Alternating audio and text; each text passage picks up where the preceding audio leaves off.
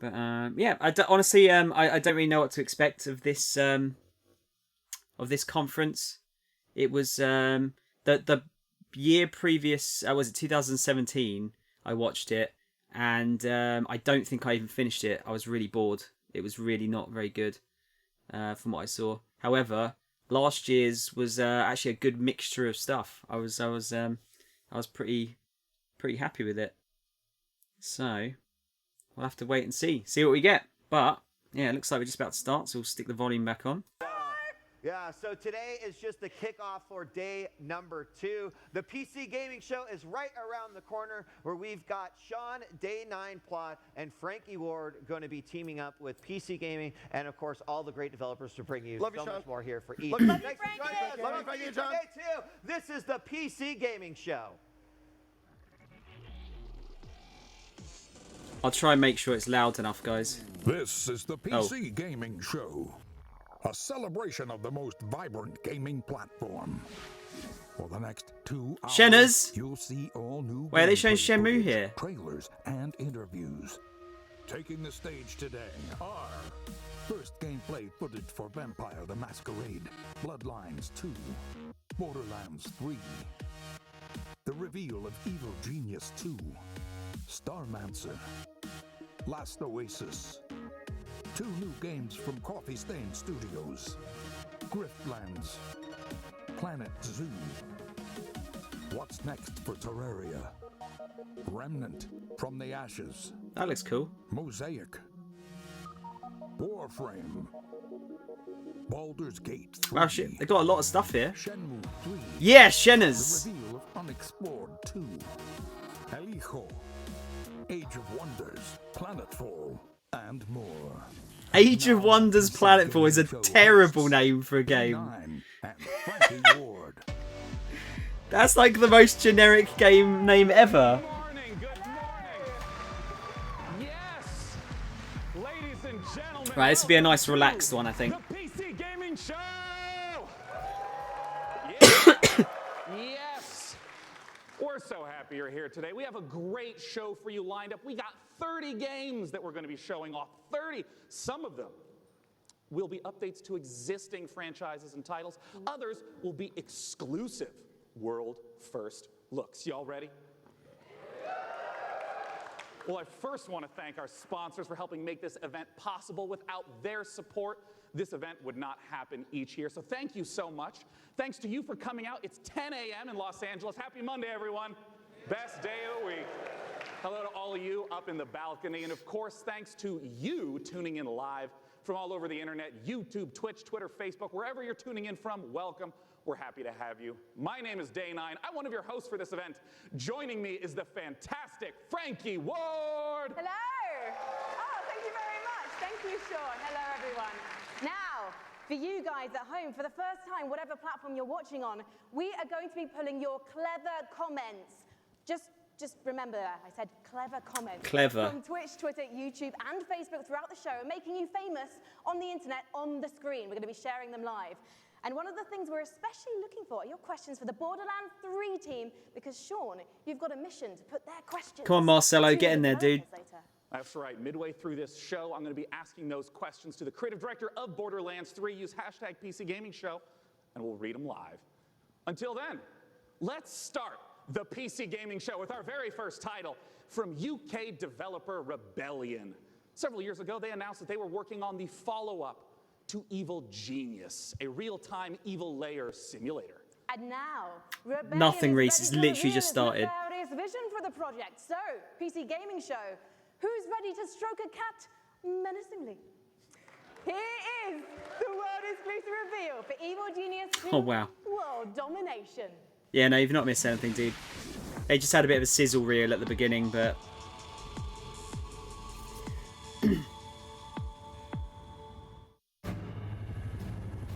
did anyone play the first one of these? It's quite old now, I think, isn't it? Like, what, like 10 years or something? Just managed to hang up on parents in time. Priorities, Reese, priorities.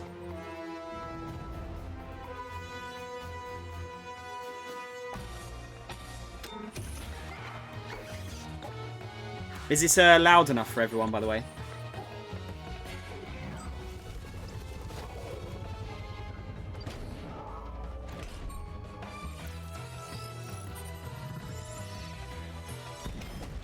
Too quiet. Is it actually too quiet?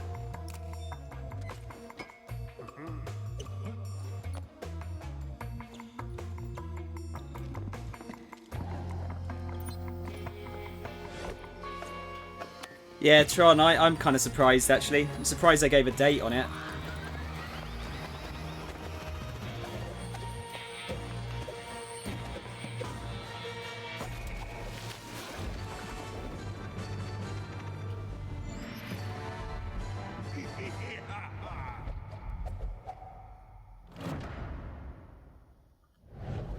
Yeah, the original one of those is quite old now, I think, isn't it?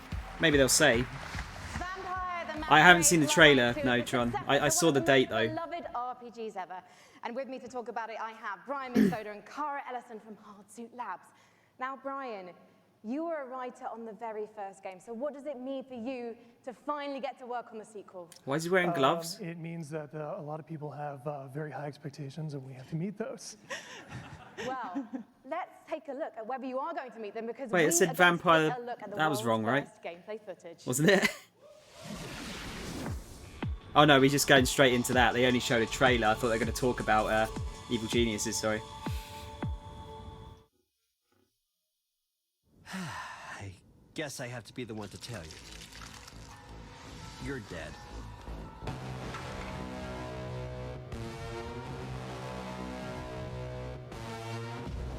You're obviously new to this whole existence, but truth is, most of you types won't even make it a whole year. We have one rule. You don't break the masquerade.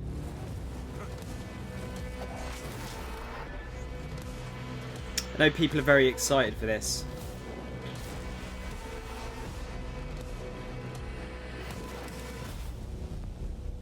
Looks nice. We're all fighting over scraps here.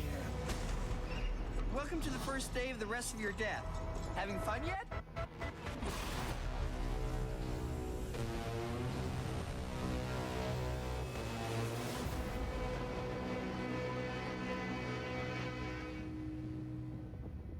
Okay. Did we know it was coming out Q1, or is that's new info, isn't it? What does it mean to be a vampire in this world?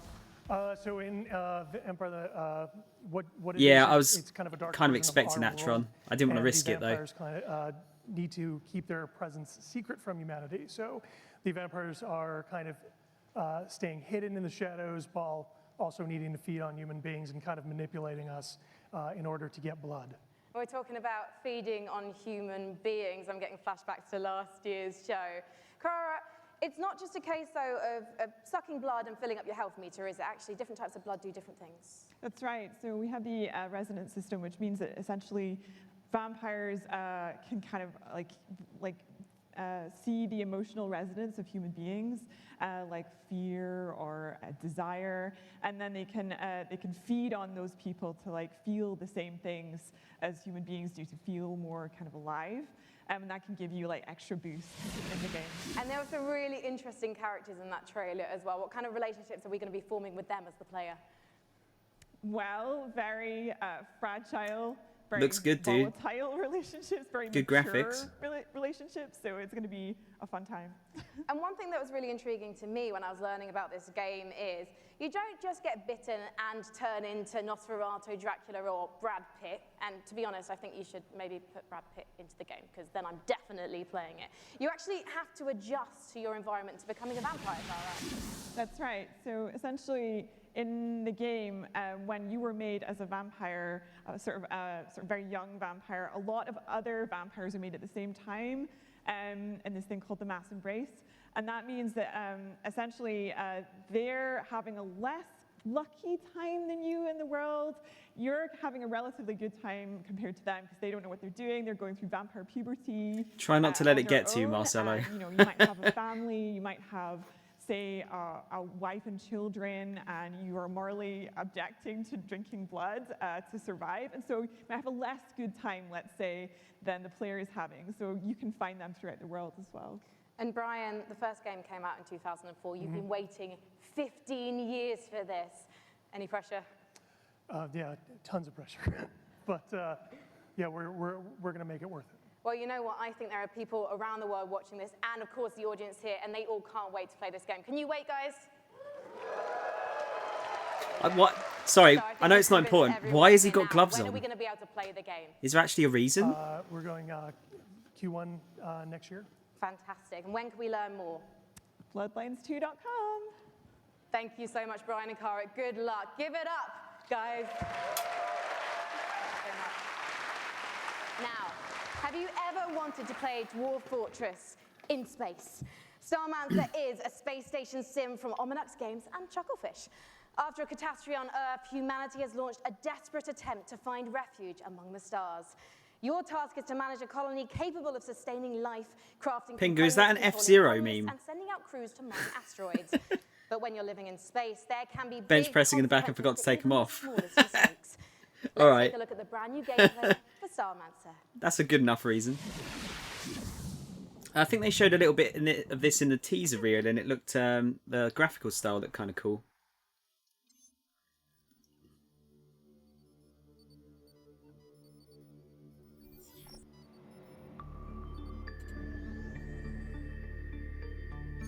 I think it was like sort of pixelated 3D, but with 2D characters. Yeah, dude, I really like. Look at that. That looks cool.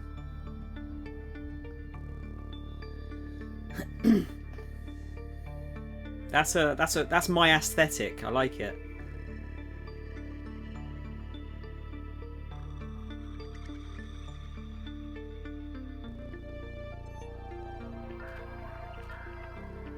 He is F-Zero. Okay, yeah, I love that Falcon punch that like punches a hole in the galaxy.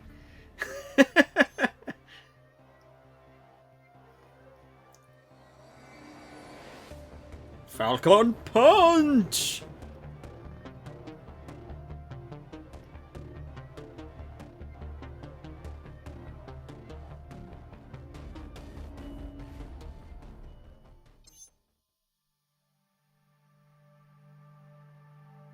So you're like the last survivor. Starmancer.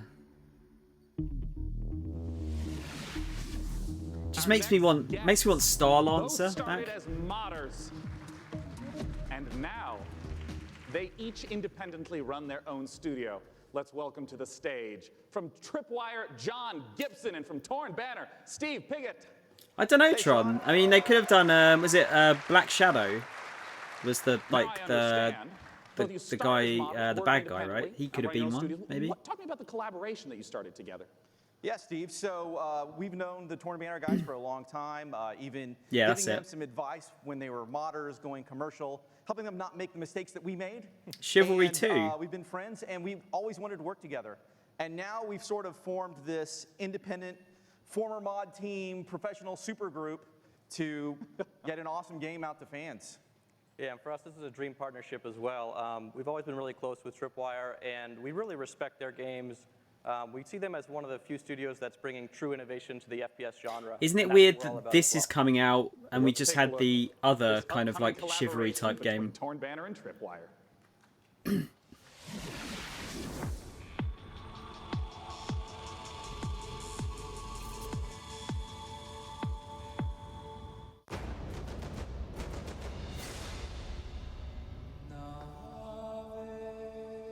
You go first. It's your chicken.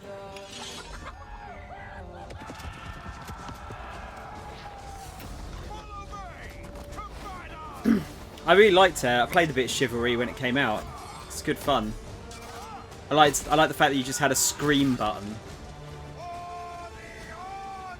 But yeah, strange how this has come out and we've just had, I forget the other, is it Mordau or something? The other game?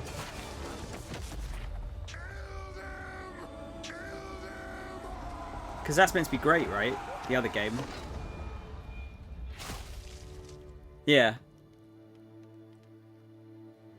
But yeah, Chivalry 1 was good.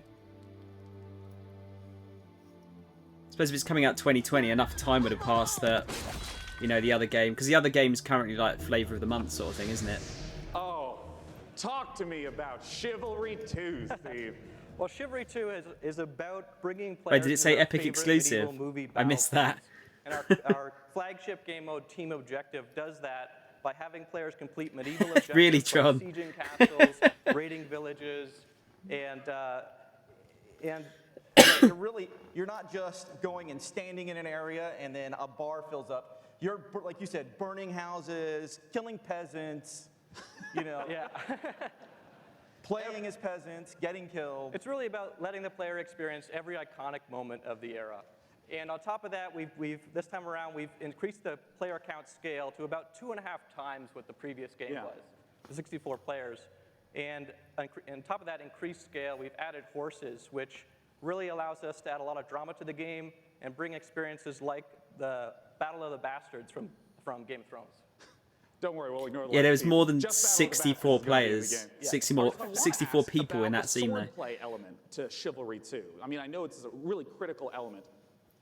Yeah, and this time around, we've completely revamped. I mean, we really view what we're doing here as bringing a true sequel in every sense. Yeah. We've attempted to completely revamp the combat, movement, and animation systems so that every swing, every action of the combat feels readable and fair, and also has the satisfaction and the weight that you would expect when two medieval knights in full armor are clashing. Yeah, and it's very, very fluid and much more accessible than the previous game. And it's, you know, the pace is so much quicker. It was what I really enjoy when I'm playing it. Yeah, and I wanted to ask about the fluidity, because in a lot of melee combat games, you hit a button and there's like a full animation swing and then you sort of reset. So it's kind of these discrete, chunky times. I understand that in Chivalry 2, the swordplay operates differently than that.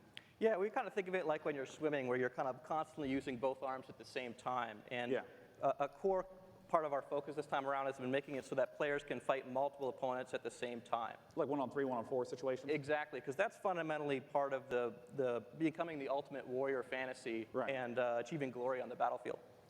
Well, I mean, I do have to ask, I'm talking about swordplay and mastery, but the original Chivalry, I mean, it's kind of like silly fun. Like, how do you balance the mastery with the fun element?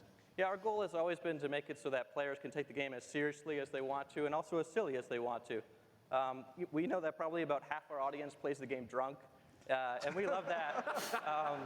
At least half. Why would you play it seriously? That's an important metric to track. And the game has a huge influence from Monty Python as well. I mean, in the over-the-top voiceovers and the role-playing opportunities. I mean, the game is genuinely hilarious. As an example, you can beat a man with a chicken while quoting Shakespeare.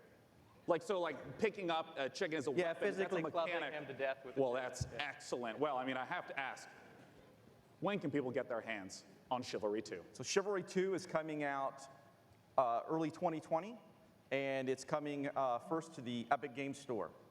Oh, look forward to checking it out in early 2020. Fuck, dude, I just realised Final Fantasy VII and Cyberpunk are coming out within a month of each other. Just getting started here at the PC Gaming Show. Let's take a look at what's coming up next. Shit, man. Give me Shenmue. You're watching the PC Gaming Show.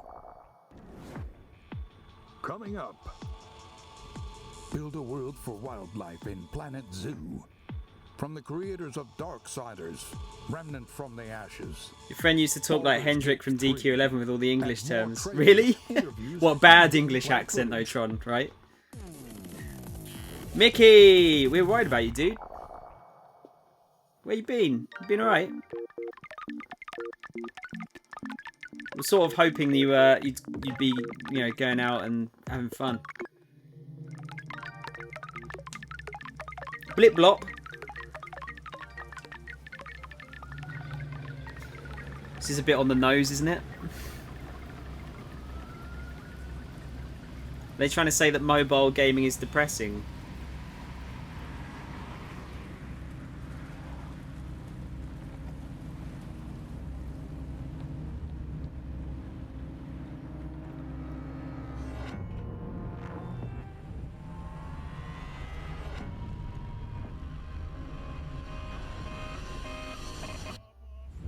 It's giving me Inside vibes. Oh, you can actually download Blip Blop. Alright. That was a brand brand new trailer for Mosaic, a dark and atmospheric adventure game coming later this year from developer Killbyte and publisher Raw Fury. He actually said that, Tron. There's been some swords, some space stations, Halt, knave. vampire puberty. We're listening to your reactions to the PC Gaming Show throughout the entire broadcast, no matter what platform you're watching and ranting on, so keep them coming. Our next game is a ghost-themed multiplayer hide-and-seek game inspired by a popular mod. Charge up your proton packs and get ready for Midnight Ghost Hunt. Thought they were going to say Ghostbusters there. Be going out and stuff, but I don't know, just feel weird. When the night falls, there's only you and me. When the night falls, Wait, do you have to hide from the ghost dudes? you can count on me. This is just prop hunt. Darling, if you only knew, it'll make you feel brand new. So just tell me, where are you?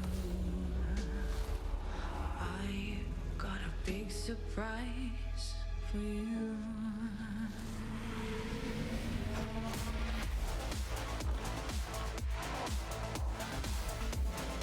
Is it multiplayer? I mean, it's probably multiplayer, but is it like competitive? Yeah, it looks like it, doesn't it?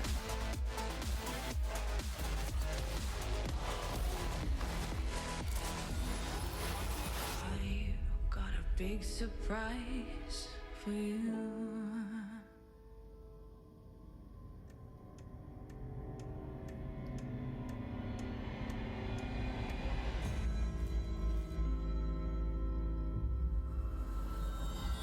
Ghostbusters crossover? Wait, is that a reference to something? Like Red Light?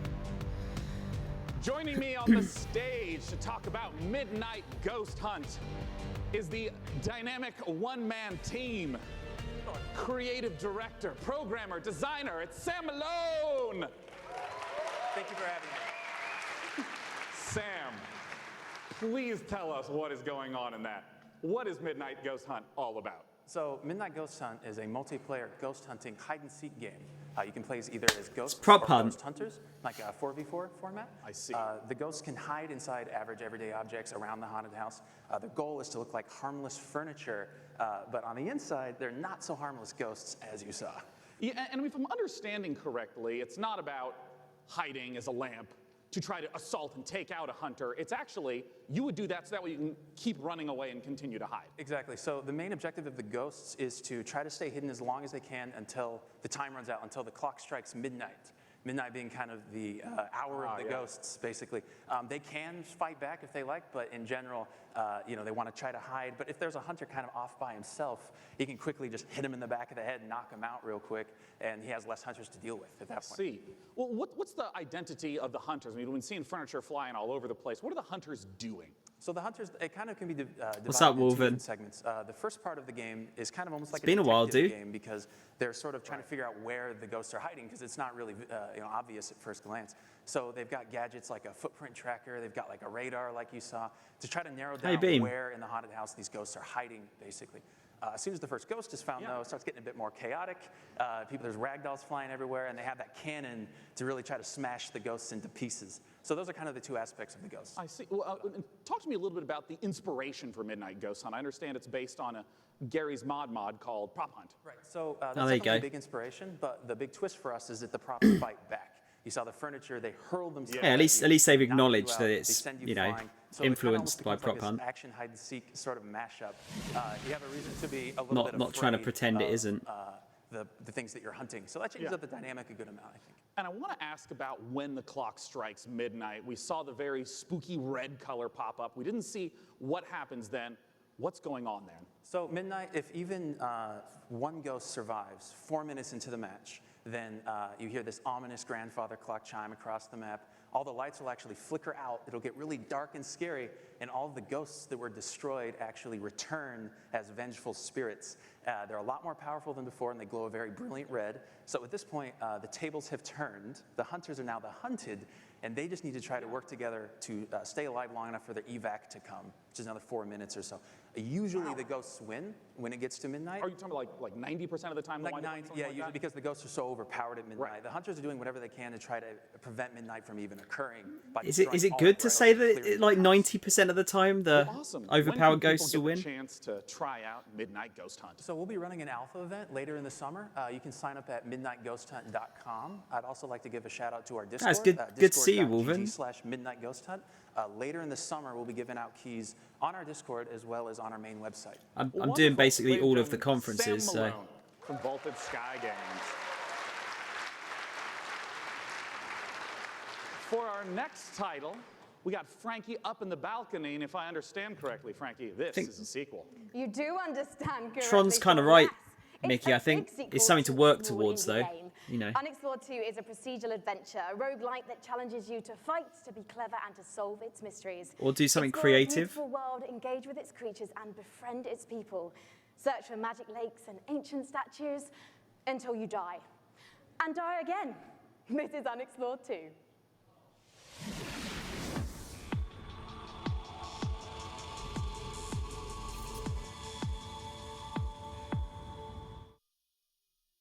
Big Sugar.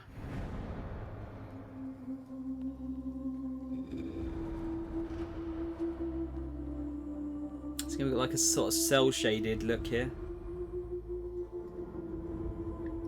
It's really cool, like how many like interesting different like art styles we get nowadays.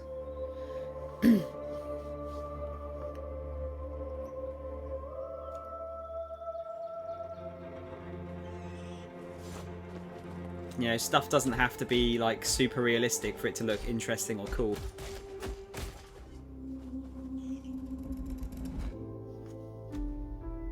Is this a roguelike?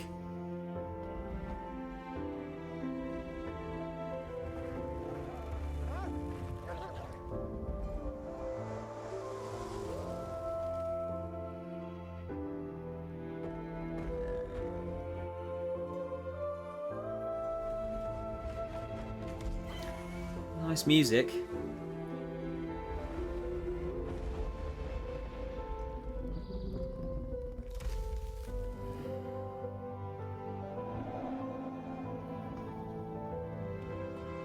They get like Jesus powers.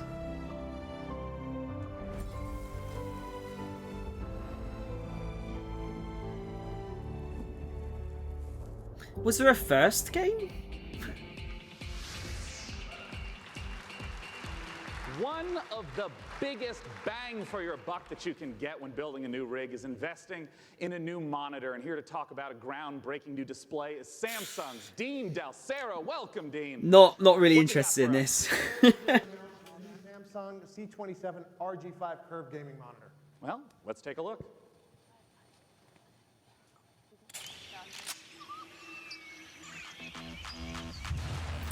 It sounds like your brain's being a scumbag, Mickey.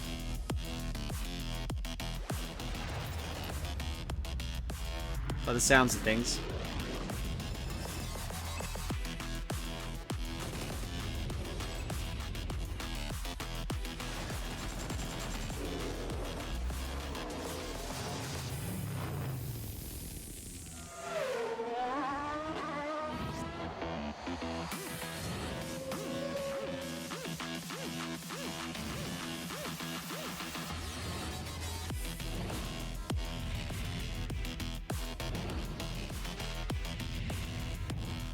Yeah, that's true. I think I do think like Tron's right though. In a way, well, not in a way. I actually do. Like having a job does help, or just something to do, like creative wise, like producing something. So you have lag-free and tear-free performance. Money will help as well. And we think that the curve, it's 1500 art radius, is going to be a very immersive experience that you wouldn't get from a traditional flat panel. And I wanted to ask a little bit about some of the color specs. Sure, it's a 3,000:1 contrast ratio, so you get those.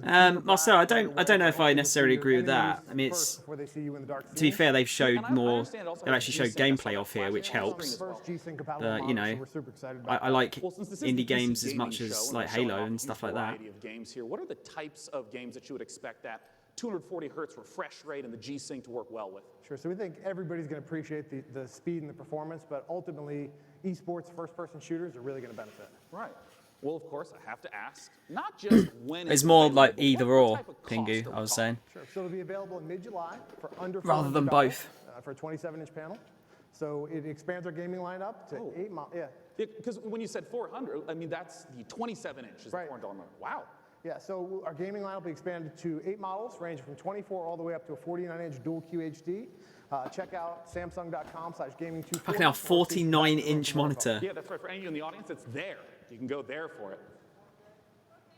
It is not 4K. It's not 4K. Not for that price point. That's fair. Well, I want to let you know that we have all sorts of great presentations and games coming up. Let's look at what's coming up in the PC Gaming Show. Give us Shenmue. Stay tuned for more announcements, trailers, and never-before-seen footage, including Gearbox answers burning questions about Borderlands 3, the next game from Clay Entertainment. Get ready to rip the galaxy a new wormhole in Valfaris. That looks and cool. More. That looks really cool. Kind of gave me like Dead Cells vibes. And now the PC Gaming Show presents What's Next from Funcom. You gotta let yourself have a win occasionally, Mickey. That's, you know, if you're happy, you're happy. Don't think like you don't deserve it or anything Hello, like that. everyone. Thanks for the warm applause.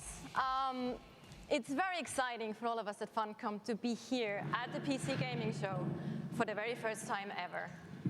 And naturally, we would like to show some of the cool stuff that we've been working on. So without further ado, here are some of the games coming for 2019. Something strange is going on all across the zone. That was pretty good, right, wasn't it? It's like XCOM.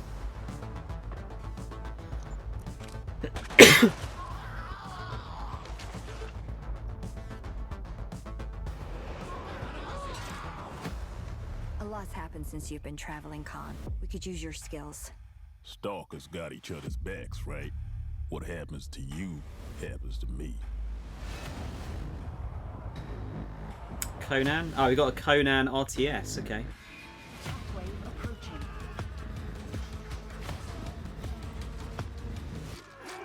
It's kind of strange how they're really pushing Conan. Like, it's an old franchise, unless they're like making new books or something. I've not known about.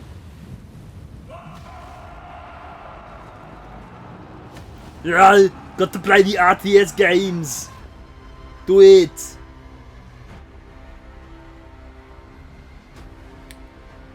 Oh damn! I just realised they didn't show that that game. What was it called? GTFO.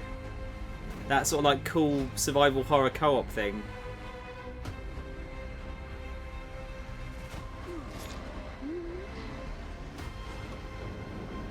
I hope that's just, you know, not just disappeared.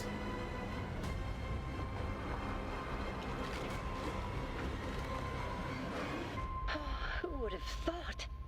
My son, off to fly among the stars.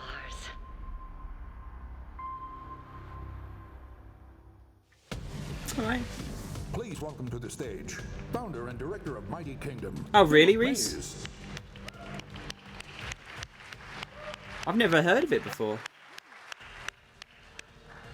So yeah, at Funcom we've been doing our own games. Yeah, Mickey, for you're allowed to over be happy. 26 years I'm now. telling you. But recently we had the great You're allowed to be pleasure happy. working with some other very talented developers and help them publish their games. And on that note, I'd like to introduce Phil Mace. He is founder of Mighty Kingdom, a studio out of Australia, who has been working with us on something a little different. I wouldn't say g'day, cunts. Thank you, Natasha. So on April 1st this year, we put out a little trailer for something called Conan Chop Chop. And considering the date, it was perhaps no surprise that people decided that that was an April Fool's joke. So yeah, we have a little surprise for you. Check this out. Why is it that all like so many joke April 1st game announcements are just getting made? Do you think it's like it's almost like a way of like just proposing a game which they're not sure is going to be good, and then if people like go, "Oh, this is great. Why is this not real?" then they just make it. Sort of like a risk-free way of announcing a game. Just put in a tiny bit of work.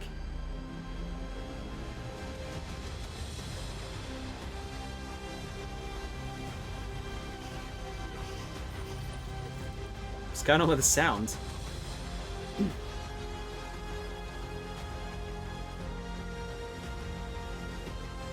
I mean, it looks like a open world Castle Crashers right now. Like even the kind of UI looks kind of similar.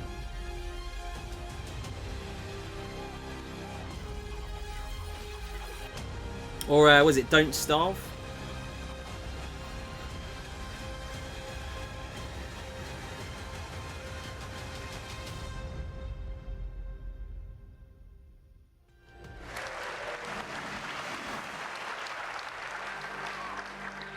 So there you have it, Conan Chop Chop. It's a roguelike Yeah, Binding of Isaac, adventure game. It's very real, and it's coming to PC, Xbox One, PlayStation 4, and Nintendo Switch on September the 3rd this year. It's 2019.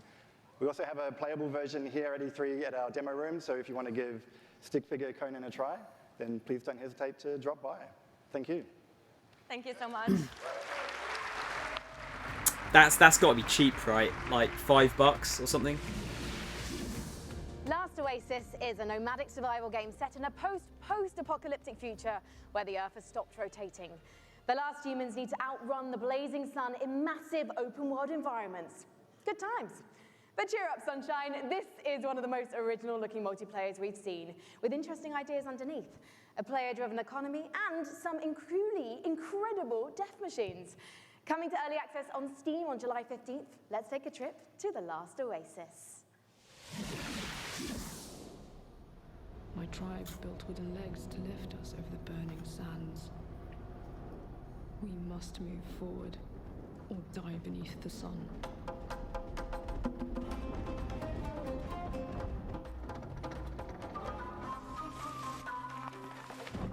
Is this one of those games where you have to like custom make a machine and hope that it runs alright? Because there was that, what was that? There was like a Sky Pirates game, wasn't there, that was similar?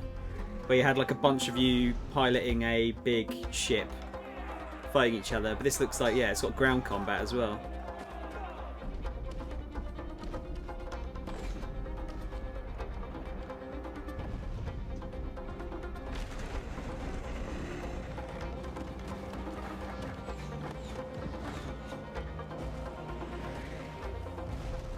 Yeah, agreed, Reese, yeah. There's definitely... It looks like there's some Eastern European jank on this. By the looks of things. That's a strong logo. That is a strong logo.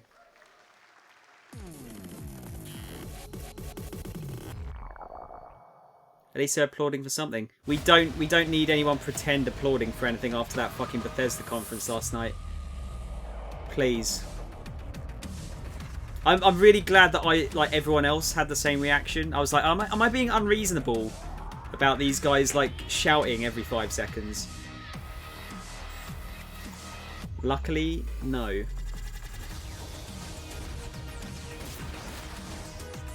Yeah. Industrial age flying machines made by Leonardo da Vinci, yeah. Wait, was that penguins?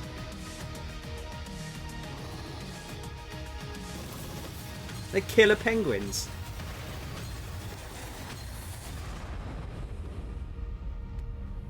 I'm really sorry, that is a terrible name. That is really, really terrible. Yeah, penguin soldiers, like, you know. Every game's got to have a penguin soldier, right? Wonders Planetfall, a 4X strategy game, and joining me on the stage to talk about it is the game director Leonard Sass and principal gameplay developer Tom Bird. Welcome, guys. Good to be here. It sounds like the name of a game that it's like a joke name. Just give us the gist of what Age of Wonders Planetfall is all about. Sure. Age of Wonders Planetfall is a terrible name. Survivors of a shattered galactic empire. At the start of the game, you choose or create your own faction. Yeah. And they include the Vanguard expedition. It sounds like one of those. You know what it does sound like? Yeah, it sounds like a mobile game that's trying to ape another game by naming it something very similar. A pretty broad range of 4X strategy games. To give a sense of what the gameplay is, I just want to start from the beginning of a game. What happens when you first land on the planet? Well, each race has their own spaceship. The spaceship comes down onto the planet. The planet is where the entire game takes place. And that spaceship will then transform into your capital colony, where your empire begins, your sort of attempt to take over the world. Around you, you've got a number of sectors, and each of these sectors has a little story, most of them. So maybe you'll find a genetics lab, which is still full of horrible mutant creatures, an entertainment complex overrun by horrible robot monsters. I don't know, Pingu. Holes in the sky, honestly. horrible demons who come and get you. Like, it feels like. And I did see in the trailer dinosaurs with lasers, correct? I don't really see where they can go from here. Cats with lasers. No, sorry. Unless they're planning to finish it soon. I'm so sorry to I hope they disappoint don't all of you. know. No cats with lasers. You have to settle with dinosaurs. You know, I saw the expansive tech tree show up in the game briefly, and I know that growing resources and tech is a huge part of strategy games. How does that function? Right, so part of these tech trees come from your origin race. They sort of represent the past of where you came from. They include new units, new modules for your units, like jetpacks for your troopers, orbital laser cannons that you can launch from space, social doctrines. It's not all about war. And then the second part of your tech tree comes from your secret technology, and that's all about the future of your faction. So you can create like a combination between man and machine or man and computers. Others include doomsday technologies that allows you to infect the entire population with alien brain-eating parasites or win the game by splitting space-time. I love how many details you're giving me of the horrors that await on the planet. The future is not a pretty place.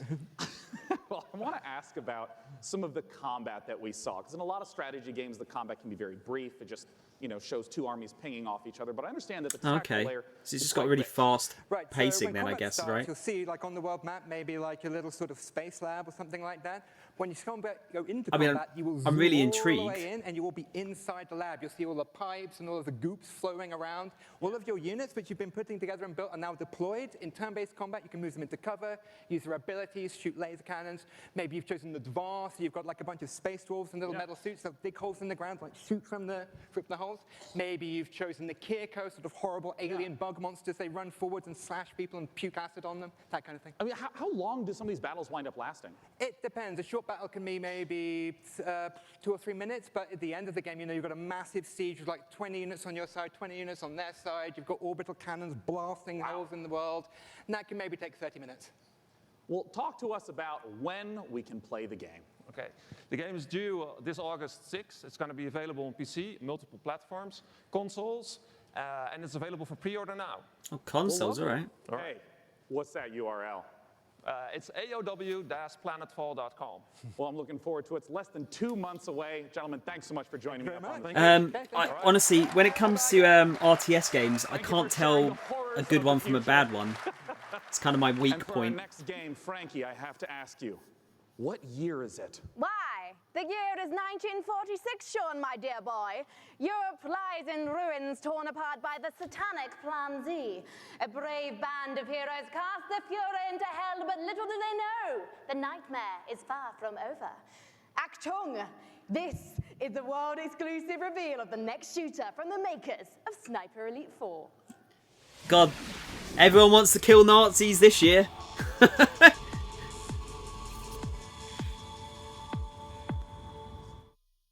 Rated M for mature. Wait, what are we on? Well, we've already had 4, haven't we? So is this 5?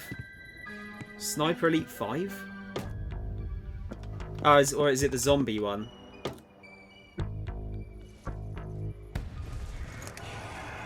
Yeah, okay. Last one was what? Zombie Army Trilogy, was it? It was usually Zombie Army 2, I guess.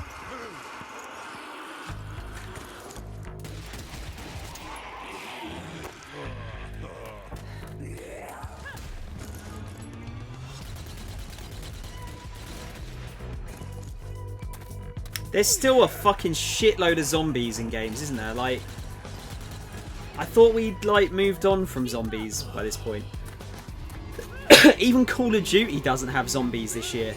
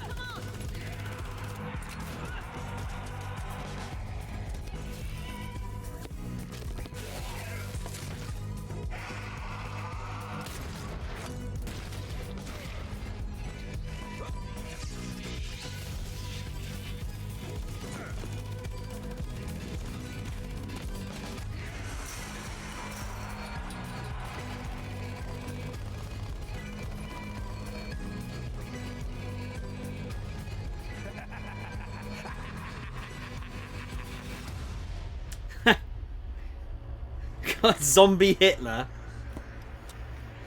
Did they have Zombie Hitler in the other games?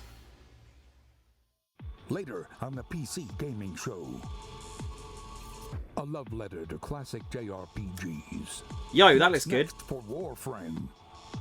A surreal noir adventure. Oh, that's CG, Marcelo, yeah. That's 100 billion % CG. Baldur's Gate 3 and more. So I'd imagine it will use the same engine as Sniper Elite 4, probably.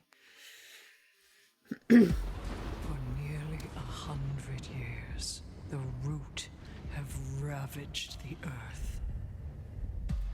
An unending assault without reason. We are victims to a hatred that we do not understand. This evil. Oh yeah, and the sizzle reel, this looks kind of cool. Countless worlds beyond. Unless you rise to meet it. A trial by fury and blood. You seek the source of death itself. Prepare yourselves. They are here.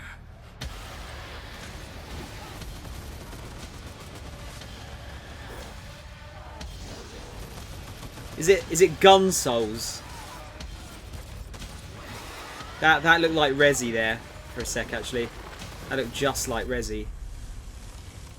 Remnant from the Ashes.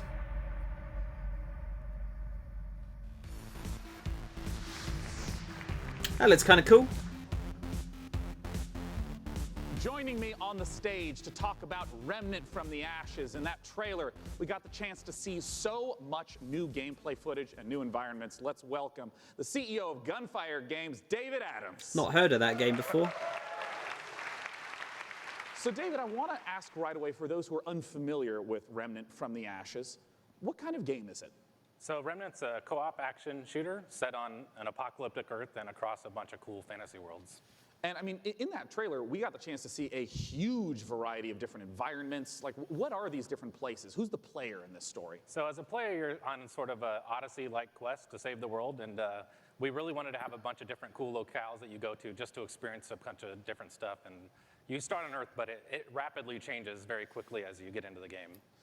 And one thing that we've talked about before is that replayability is a huge focus of the game, that you could play through it 10 times and still be seeing new bosses, new monsters, new locations. How exactly does that work? Yeah, I think one of the coolest features of the game is the dynamic generation system. So we generate the maps, the enemies, the quests, NPCs, bosses, everything. You've built those all by hand, right? Yeah, it's all hand scripted, but the system takes all the pieces and stitches it together. So you might play the game and come into work and say, hey, I talked to a giant tree and fought a dragon boss, and I'll be like, I met a guy in a helicopter, an old guy in a helicopter, and killed a tree ant. And we'd have completely different experiences playing the same game. And you just have to keep going through and eventually explore what all the possibilities are. Yeah, you can play the game over and over again to see the stuff. You can jump into your friend's world to experience the content in their world, and that's a big part of the game, just jumping in and seeing what you get. Well, I want to ask about loot, which is, I understand, a big part of the game. How does it function alongside this ever-shifting gameplay experience? Yeah, the loot in the game is all legendary items, and it's tied into the dynamic generation. So if you fight a boss or meet an NPC or get a cool, unique side quest, it generally coincides with a cool, unique item. It might be a boss weapon or a magical item or armor. So if you play the game and you get all completely different events, you'll have different equipment than I have. And in the trailer, I also saw that there were 3 people walking through these, and you mentioned the co-op experience. How does co-op function in the world? So the game's full co-op from beginning to end. You can jump in at any point, and the game's definitely slower paced, more difficult. I mean, you will die a lot in this game, so awesome. There's a huge advantage to bringing your friends to come in there and help you take down bosses or fight off different events or just generally progress. Can you play it single player, though? As a big fan of Bloodborne and Dark Souls, I'm really looking forward to Remnant from the Ashes. Yeah, it's Gun Souls. There you go.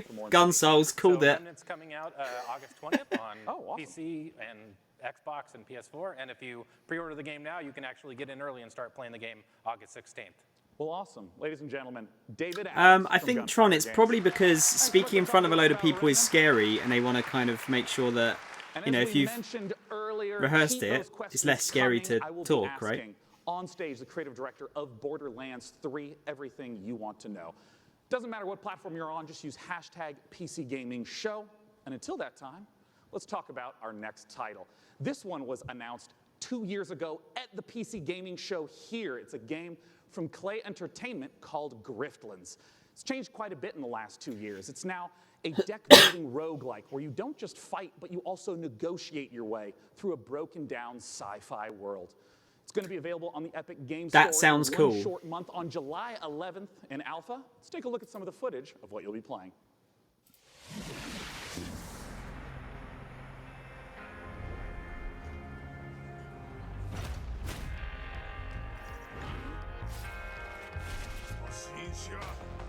It's kind of like sort of reminds me of Slay the Spire, kind of.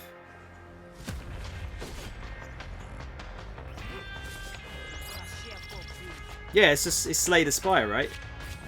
Is it the same guys? Because that's very similar.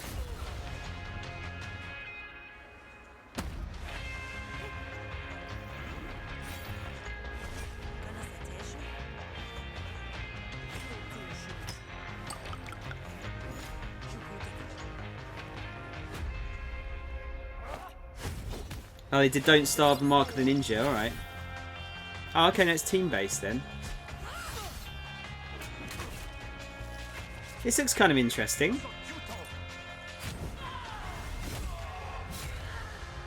Art style's cool.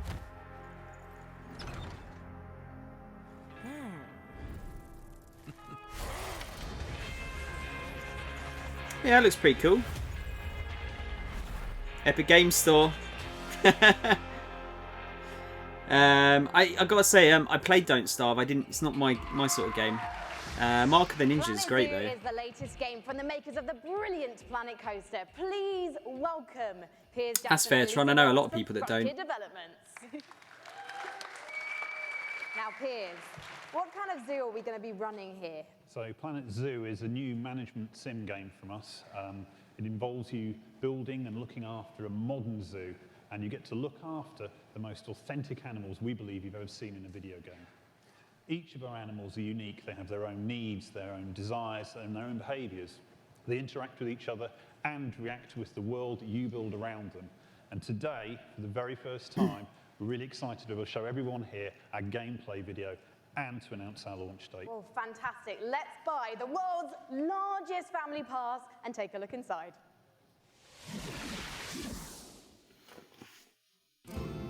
So wait, did I hear that these guys did the Project Coaster? Oh, sorry, Planet Coaster. Because that was great, right?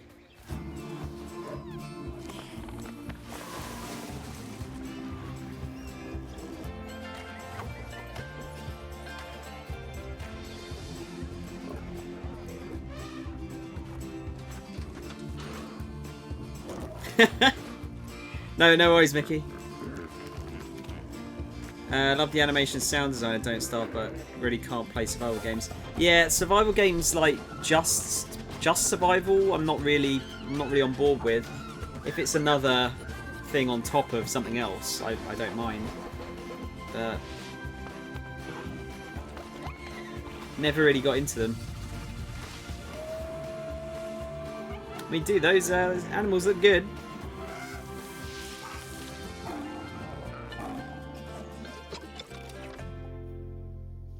Yeah, it's the same guys, right? Lisa, I love Fuck some of Tim the animal polar bear's shenanigans demanding here. cocaine I again. mean, hippos cooing, adorable baby elements. It's absolutely brilliant. I can't wait to play it. But before we saw the trailer, Piers mentioned this is a modern zoo, but what exactly does that mean? So nowadays, when you go to the zoo, you're not just. I don't think I tried that, Tron. Pretty animals. But that sounds more You go interesting there, to me. You want to be, learning about conservation. You want to learn about the research that they're doing. You want to be educated, and these are all things that you're going to be able to do in Planet Zoo. And these ideas of the modern zoo is really what we take to heart, and we're going to be promoting, the health and the welfare of your animals as the most important thing to do. And Piers, when can we see more gameplay, and when are we going to be able to get our hands on it ourselves? So we're obviously demoing the game all this week at E3, but most people aren't going to be able to see that. So we've recorded our presentation. Lisa's done a fantastic voiceover for it, and we'll be releasing that onto Frontier's YouTube channel. That goes live this Friday at 11 a.m. Pacific time. Well, fantastic. I cannot wait to watch. Thank you so much for joining us, Piers and Lisa, everyone. Next up, we have a very special guest all the way from Japan. Is this JRPG game? Because it looked cool. Please welcome to the stage gaming industry legend and Shenmue creator, Yu Suzuki. Sheners! Alright.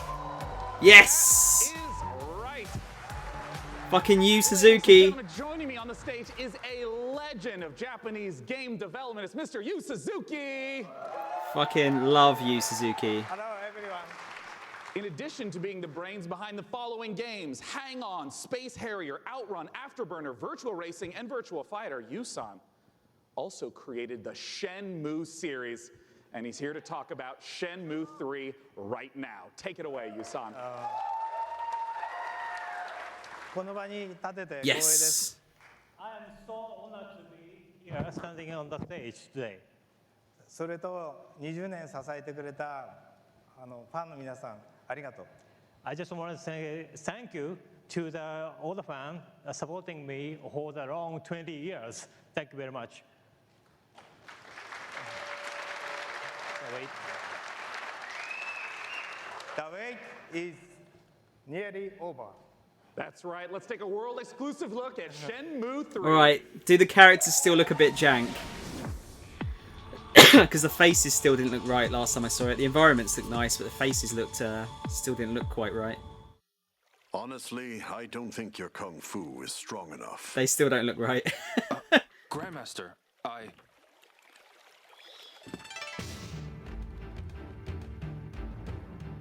A long time ago, martial arts were bad, but humans are interesting creatures. They practiced in secret, away from prying eyes, and became stronger. One even practiced atop this very boat. Nam Tren survived the ban and was passed on in this way. It looks and sounds like Shenmue, though. what did you say to me? Stop it. They threaten and extort money from shop owners, get drunk by noon, and cause trouble. Everyone in town is afraid of them. They are heartless. Hey, wait right there! Okay.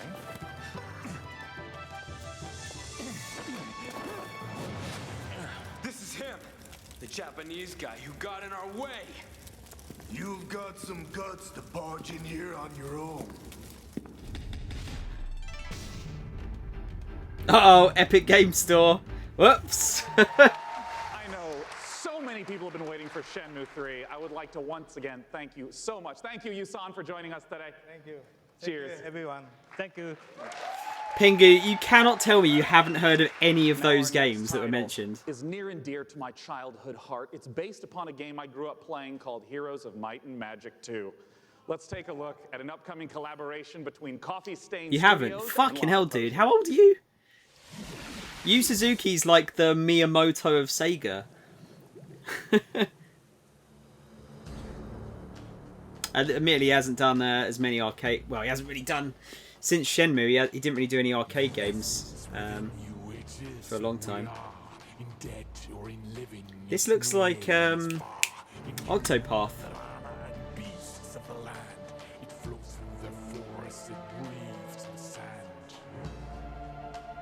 This event killed my stream and I won't forgive it. Wait, what? What happened, Mash? I think that Pingu, the name should have been the same, but, you know, if you didn't follow Sega, fair enough.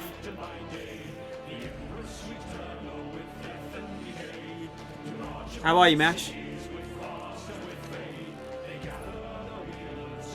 Oh, what, you've been watching... You were streaming it as well, were you?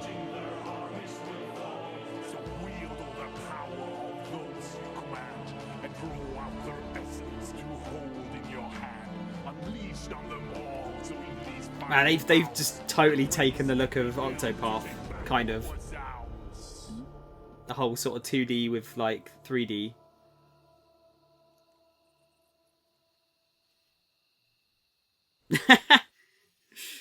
I've just kind of been watching it, really. There's, I don't have a lot of input on a lot of this stuff. Join me in talking about it is the lead designer from Lava Potion, Carl Toftfeld. Hey, Carl. Yeah, no, God, Shenmue. The character faces still don't look right. They really, really don't look great. It's all about, well, you kind of start out with in the town that you just saw in the end of the trailer, and from there you recruit your wielders, it's what we call our commanders. And, You had a lot of mean and then you input. kind of send off your wielders on an adventure. Such as And they go what? exploring the world, they pick up resources to flag mines, and with those resources, you upgrade your town so you can get more stuff. And that's Pingu, what you Star do. Fox 64's Lilac Wars here as well. Yeah, and you know, I know that part of the core loop is obviously get the resources to build up the township, but for what reason? Armies, man. Talk to me about those juicy battles. Yeah, so I can't imagine stuff like Outrun or Space Harrier or Virtua Fighter got changed though, did they? You start by deploying them, and then all the troops have different stats, like offense and defense and health and so on. And I don't you go in know, initiative but- order, and then you slug it out, and it's a bit like chess, but instead of like pawns and bishops, you have like horned wands and face spirits. Great, and griffins and so on. Yeah, and all those things. And well, you know, as someone who just loves the Heroes of Might and Magic series, I know that you have translated a lot of the gameplay elements into Songs of Conquest, but what are some of the modern elements? The only that you're Heroes of bringing Might and Magic game I played a bit of was the one of them is our DS magic one. system. We call it the essence. So basically, in the Songs of Conquest universe, everything has an essence within there. It's sort of like the soul. So your troops, they have an essence. And to do magic, you need to bring It's the troops almost more like a to the puzzle right game, that essence one. With your wielders. Oh, I see. So if you want to like make your troops go faster, you need to bring a troop that has that essence, like cavalry. And maybe to ask a basic question, what if my opponent kills that cavalry? Then you can't do the magic. So. Oh, I see. Okay. Yeah. So if you're fighting someone, you kind of have to like weigh the pros and cons of what to kill off. Like, do you want to destroy their magic or their powerful troops? Where can people go to get more information? And as always, when's it coming out? And late 2020. Oh, it's quite a ways off. It's quite a ways off, but you can go to songsofconquest.com and sign up for alpha, and then you can play earlier. Well, as you know, I'm really looking forward to playing it, Carl. Thanks for joining us. Thank you. Now, our next title is an update to a popular This co-op guy kind of game. looks Let's see stoned, what's in doesn't he? store With his for eyes. Vermintide 2. Kind of looks stoned.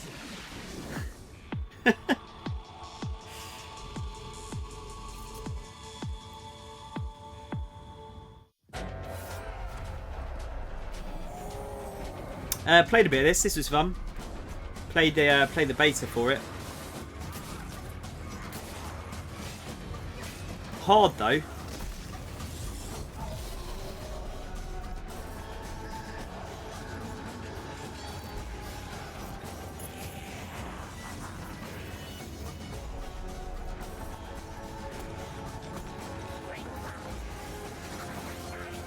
I don't think he's terrible. You like his tie though.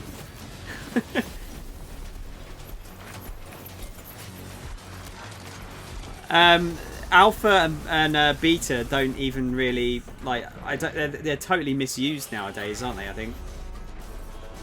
Oh, is this the versus mode? So this is kind of like that's like the Left 4 Dead one, then I guess.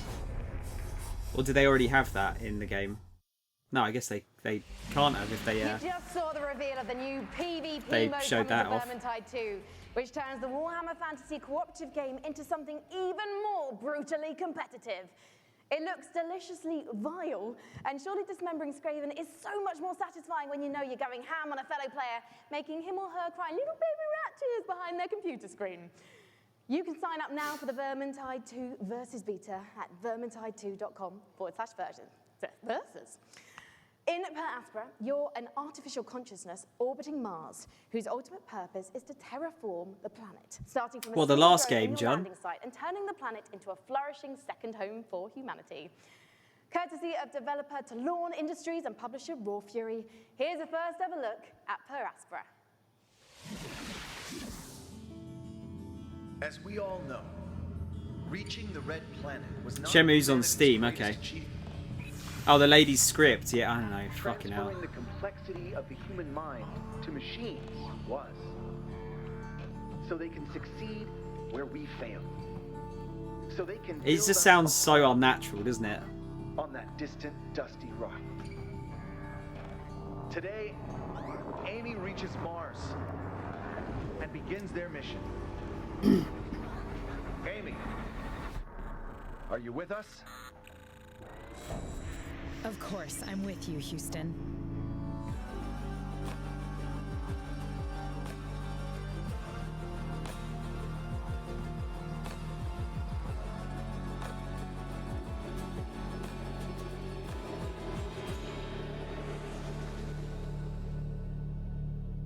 Per Aspera? Is that? In the Assassin's Creed universe, our next guest sends players back in time to rewrite history. But for his debut project with indie studio Panache Digital Games, You like he's that, going to Reese? take us back 10 million years to where humanity began. Here to tell us all about ancestors is creative director and co-founder Patrice Desolé. Welcome, Patrice. Thank you for having me. I'm really happy to be here. I've been waiting 10 years to come back on a big stage at E3 showing off a game. Well, it's fantastic to have you back. I just want to ask, what inspired you to tell the story? Oh, I of think I've Evolution? seen this. Well, when I started Panache, I needed a game, an open world game in which you can do a lot of things. You need a character in a 3D environment at first. And I said, oh, I'm the historical guy. I'm the historical dude. Yeah, I I have need seen an this. historical period. So I said, oh, let's go back at the very beginning. It'll be easier to do because I won't have to build a city. I won't have to build technology. And I was a bit naive because we built Africa 10 million years ago. And that's not easy to build. It doesn't sound easy. I mean, how have you turned those themes into gameplay? Well, you play our last common ancestor, right, of all the big apes, and then you have to explore your environment, and eventually you expand your territory, you expand your clan, because you're not playing that one badass character. You play a group of badass character. And eventually you evolve into different species, up until Lucy the Australopithecus roughly 2 million years ago. I imagine our ancestors had a lot more issues to deal with than we do today. There's going to be a lot more dangers in this world. So I actually think it's the opposite. I don't think they've got a lot to worry about, really, do they? To a predator. Basically, at the beginning of the game, everybody is there to kill you and devour you. And basically, at the end, it's pretty much you. You're the predator, and everybody's afraid of you. And that's the idea of Does it have Batman combat? So, Patrice, Batman-style combat? What is the key to evolving your clan Like successfully? punch a lion or a saber-toothed Curiosity, tiger in the face. You need to explore because, you know, I made a game about characters and you needed to follow the story I wrote for you. This time, What is you're with these basically writing the poles? story, right? There's Yeah, no it needs a story Batmobile. per se inside. It's not about going and see mission givers. It's not about looking at the mini maps and the little dots. It's about you, hey, Homo sapiens. Can you survive like our ancestors did? And that's the question I'm asking the players. And for you to answer that question, August 27th, Well, I was going on PC first. I was going to ask you when we can see it, and you answered my question first. Thank you Yeah, so much, getting Patrice. good at this. As Patrice says, Ancestors will be released August 27th, and you can learn more at ancestorsgame.com. Thank you. But yeah, do you think the people that I don't know, like, yeah, why wouldn't it be human? I mean, we some of us are pretty horrible, but wait, Shenmue actually is coming to Steam, right? Is it just coming to Epic Game Store as well? You love a gibbon, John.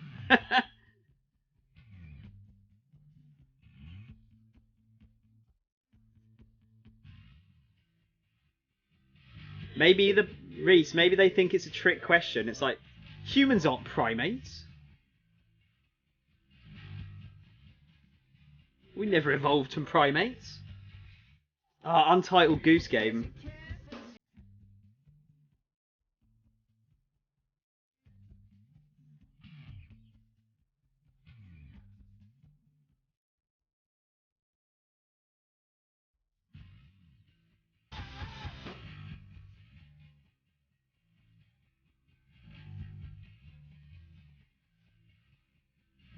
Rune 2. There's a lot of sort of like fairly generic looking games here, aren't there?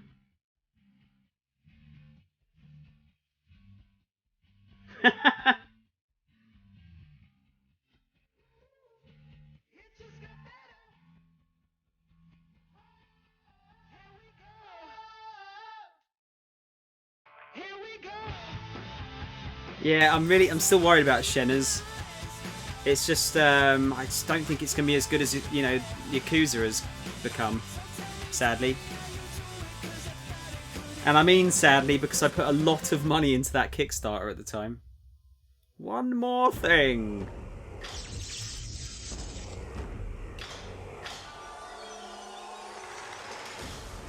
What's this?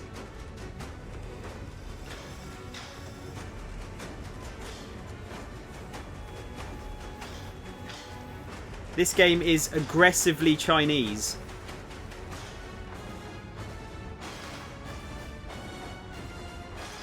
Is it Legend of Leagues or something? Oh, auto chess. I heard about that. Was that announced a couple of weeks ago? Loring Lee, founder and CEO of Dragon Nest. Indeed, auto chess has turned out to be a sensation with hundreds of thousands, millions of players. It's not that bad, Getting Mash. a taste of it, and here to talk about its What's up, coming to Laundry? PC is Loring Lee. Take it away, Loring. Yeah. Hello, everyone. I'm Loring Lee. Yeah. Hello. Yeah. I'm the CEO and founder of Dragon's Game. Dragon's Game is a game developer and publisher, comes from China. I'm so happy to be here today on this stage to introduce our game, Auto Chess, to all of you. This is really an exciting moment for us. As the trailer says, this is a real engaging game of auto chess. Dragon's now is working with the creator of auto chess, Jodo Studio. We are working together to bring auto chess to a world, both on PC and mobile, so that everyone from anywhere with any device can enjoy the same fun of auto chess. Now we are building the PC version by using the gaming engine of Unreal Engine 4. As everyone knows, Unreal Engine is one of the best gaming engines. I've never seen auto chess, by the way. With the help of Epic Games. I'm assuming it doesn't play like normal chess. Unreal. I believe we can finish our job quickly and efficiently. And today, I'm very glad to announce the PC version of Auto Chess will be coming to the Epic Game Store. I look forward. The crowd goes mild. I look forward to all of you playing Auto Chess on PC later this year. Okay, thank you everyone. Thank you, Loring Lee. Yeah, cool. Thank you. Thanks so much for sharing the news with us.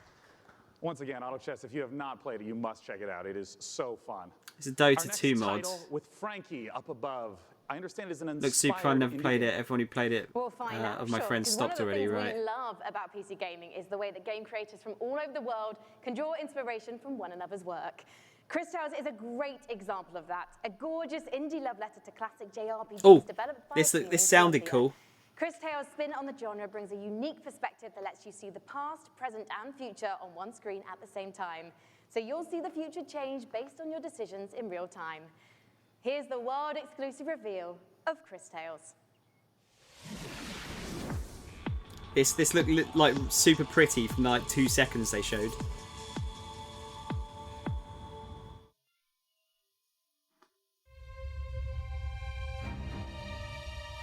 That already looks like Final Fantasy VII font. If you saw what was, what is, and what would be. If Sick. you knew how it ends, would you change it? Could you make the hard decisions? And would you be strong enough to fight? That's a Dark Souls boss.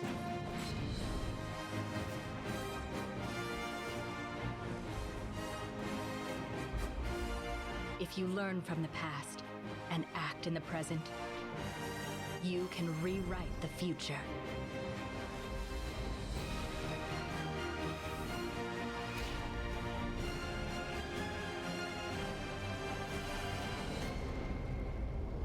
Yeah, that looks cool.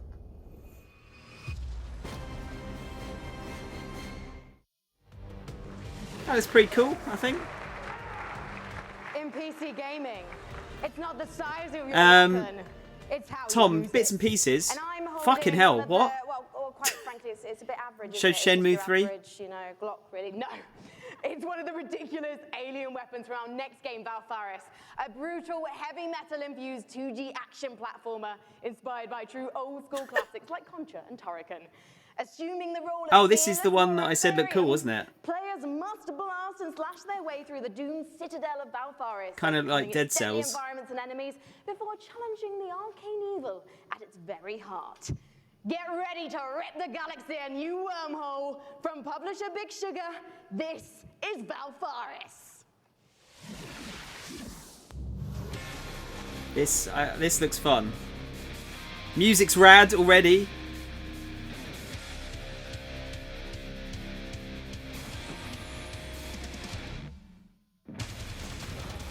Yeah, this is sick. Love it.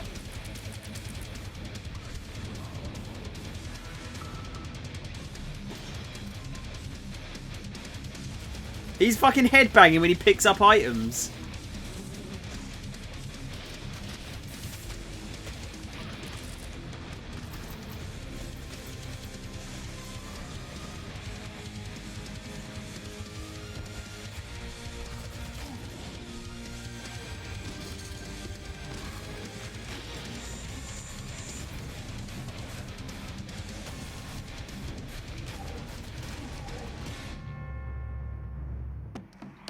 I like it. Like it. Incredible action in the Valfaris trailer. I'm very excited for our next guest. In case you have not been in downtown LA, E3 is covered with Borderlands 3 art. It's What amazing, the fuck, beautiful. John? And joining me is the amazing and beautiful Paul Sage, creative director of Borderlands 3. Beautiful's the new one. Thanks. Yeah, No, that there we looks go, cool. Paul. That Welcome. game. I mean, there's been so much hype around Borderlands 3. What's the stuff you're really excited to be sharing this year at E3? Oh man, so we've talked about our Vault Hunters. Well, this time we get to talk about Mose, and she is our gunner Vault Hunter, so Yeah. she has a big mech, so it's one of the things. All about loot. We're talking about, the different loot, such as shields, grenades, those Yeah. things, going to different planets, so a lot of stuff to talk about. Well, I mean, I want to start right off maybe, with Mose. Reese, maybe. Tell us everything you can about her. Okay, yes, I'll tell you everything I can. So Mose, again, like I said, she's a mech pilot. She has this big mech. It's called Iron Bear. She gets into Iron Bear. Yeah. We have multiple action skills, which means that she can equip either a minigun or a railgun or a flamethrower. If you want to barbecue your enemies, something like that. Oh, so, nice. Mix and match. Yeah, Mose is a terrifically fun character for us right now. Now, we've been excited to be collating a whole bunch of community questions. We're going to break them into two categories. First, there's a whole bunch of repeat questions that I want to make sure we get to right now. One of the big categories is about loot, because you've mentioned having a billion guns earlier, but what can you tell us about some of the other gear, the other progression systems in the game? Yeah, so let's talk about grenades, like one of my favorite things that we don't get to talk about a lot. So in the past, we've had grenades that they've had like one thing, they can bounce, they can stick to different things, you know. How is the Siren not winning, by the way? So for instance, the other day I was playing, clearly the best threw a grenade, character. and that grenade had a bounce, it would stick, an explosion would come out, and the grenade would fire guns as it was going through, right? So we have like a ton of different grenades that are in there. Oh, good. Oh, good. Shield where if you duck, that shield will extend out in front of you, you know, so just That's not different Pitchford, things that no. we have, you know, with our characters. Class mods are unique, and that they give you skills this time as well as enhancing the skills you currently have. I also remember earlier you mentioned about artifacts. What are those? So artifacts are, you know, we've kind of concentrated on like, hey, does the game feel fluid? Can I, you know, slide into things? Can I jump? Can I mantle? Right. So when we were playing with that, we slid into a barrel, right? And the barrel exploded, and we're like, well, that's kind of fun. Yeah. So why don't we do something like that? So our artifacts actually add certain things to movement. So for instance, you can slide fast. What is going on You with can the slide, stream? and every time you slide, there's an explosion. We have something we call What is going on with the stream? Second category of Twitch, questions come on, guys. unrelated to loot. Holy Now, shit. There's Hang going to on. be a single-player campaign.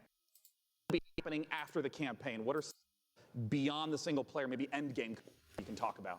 All right, in-game content. Okay, well, it's E3, so I give a little bit. So we have this thing what we call the Guardian system. So for those people who played Borderlands before, you might remember Badass Ranks. Badass Ranks, you can get, you know, it's basically kind of an infinite progression system that added to your stats. Yeah. We doubled down on that. We have what we call Guardian Rank. And Guardian Rank not only has that infinite progression, but it has skills and different skins that you can open up as you go through. And the cool thing about that is like every character that you play on that account gets the benefits of Guardian Rank. Oh, interesting. All right, last category we're going to go through, and then we're going to hit some rapid-fire questions. How do the boss fights in Borderlands 3 compare to Borderlands 1 and 2? I know those were big aspects. How do you build upon that? Right, so I think of a boss fight, you know, like I'm an old school Nintendo fan, right? So I love huge boss fights that have like three phases and stuff like that. So now those people, you know, smart people in the audience know that we've talked about going to vaults instead of vault, right? And so there are different, like, huge boss It can't just be me. that are just, you know, multi-phase boss encounters. We have, like, a lot of different mini-bosses throughout the game, so a lot of different bosses throughout the game. Well, now I want to ask some really quick questions that should be yes or no, very brief. First from Castore. How will you be handling multiplayer? Multiplayer, we will basically be allowing anybody to jump in at any time, so... Awesome. From MHL Animations. Can I pet the gun? Great question. I'm not here to judge what you do with your gun, so you know, that's a personal question. All right, great. Sam Wiseman asks, is Maya's new companion a siren?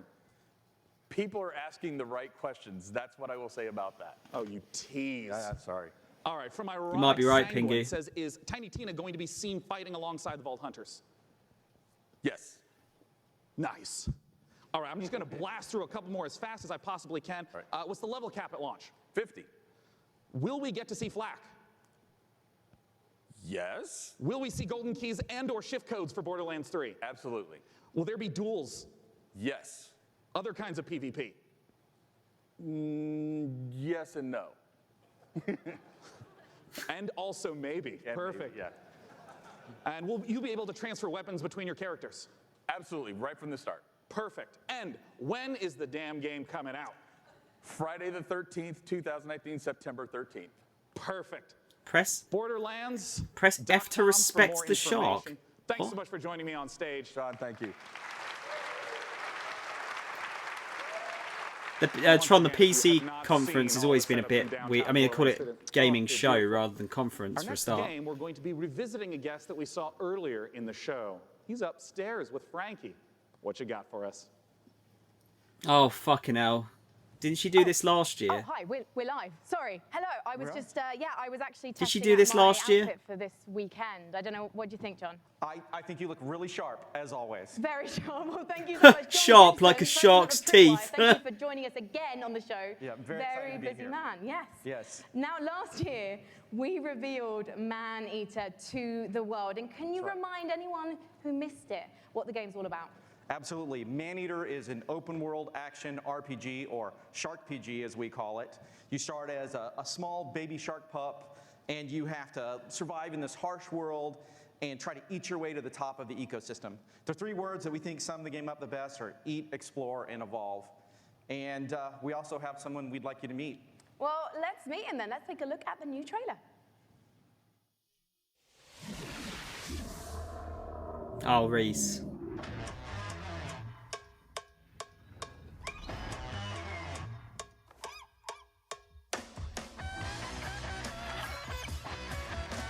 Good soundtrack.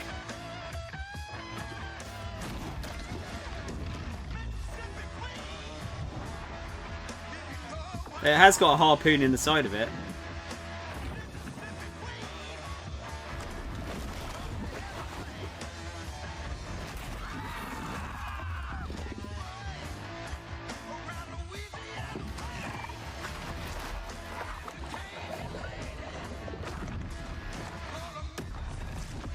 What the fuck? You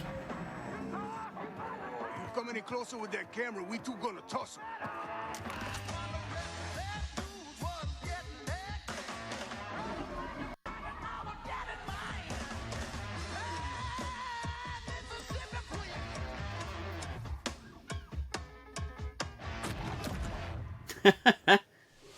That looks like it could be quite fun. I mean, there's no gameplay, but... Who was that appallingly dressed fisherman in the trailer? Because quite frankly, not even I would eat him.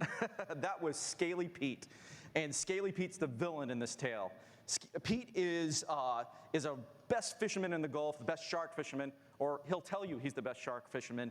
And he disfigures... What's going to happen when that bar reaches the the beginning top? of the game and does some really nasty things. So he's not a very nice guy. And now the story of Maneater is told through the lens of a reality show called Shark Hunters versus Maneaters. And it follows Pete and the player shark on its adventures. And you know, it's a really, you know, it's a very exciting way to tell a story. And based on that, That shit, that meme's old. John, it looks like your main goal of the shark is to just bite everything. Yeah, there is an awful lot of man-eating going on in this game. The name of the game. And oh, there you go. We'd like to think of the game as a shark-tastic fun action. You fucking game. twat Like things with your GTA tail. if you were a shark. But there's there is more to the game than just eating. So we spent a lot of time moving through the water, breaching out, and and adding abilities to go up on the beach for an afternoon snack. There's a lot of exciting things that you can do in the game. And you mentioned before it's a shark PG. How does that progression system work? So there's 3 facets to the Shark PG elements of the game. There's growth, there's life phases, and there's evolutions. So growth comes about through eating things, nutrients, people, whatever you can find. And that's kind of like your XP in the game. That allows you to level up, your shark will grow a little bit, you'll get more powerful.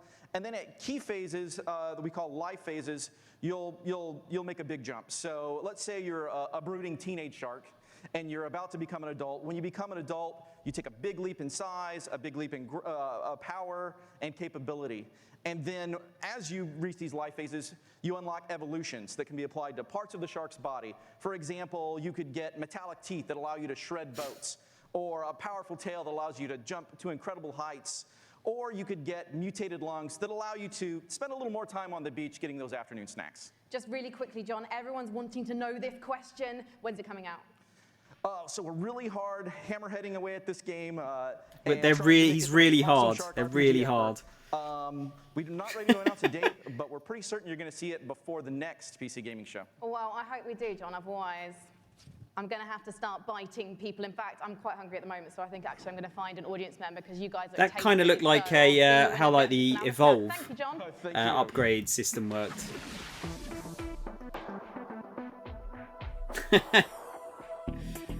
Oh, gaming chairs! Because you're not a real gamer unless you have a gaming chair.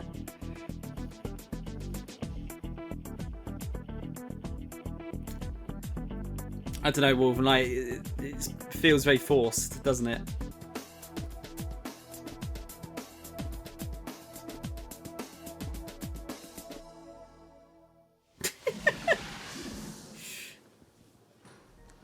You know, one of the absolute best parts about being sponsored by iWin for the PC Gaming Show is that I get to sit for this next segment and talk to you about Terraria. Terraria is one of the best-selling PC games of all time, selling almost 30 million copies. And part of the reason why it's maintained It's such a nice popularity chair, but is the fact that the developers Relogic continue to add content, going from 250 items at release to now over 4,000. Let's take a look at their penultimate expansion coming up, Terraria Journey's End. Never played Terraria. Not really not my sort of thing.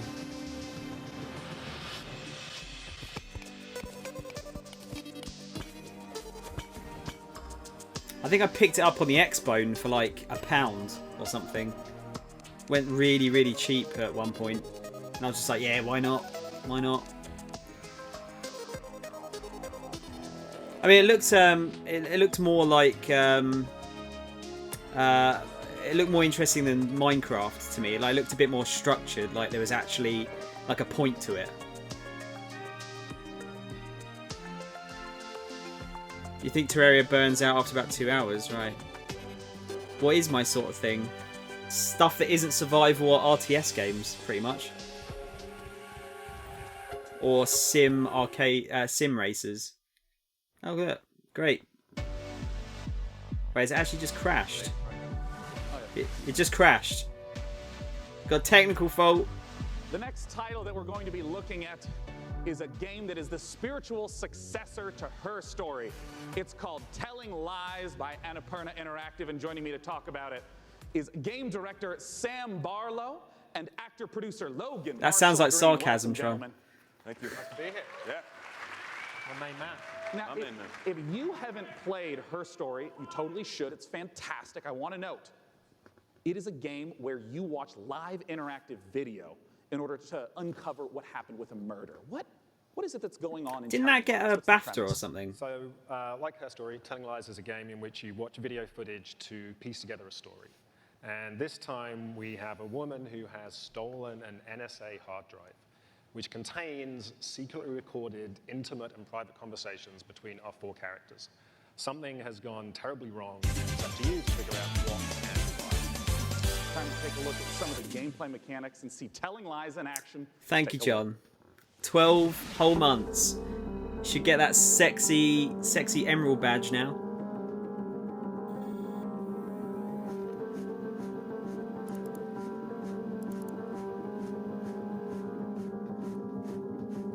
Or the, Master Emerald, I should say. It's late. I gotta get her in the bath. I don't love you and I don't miss you. Thank you, Jonathan. You already know too much.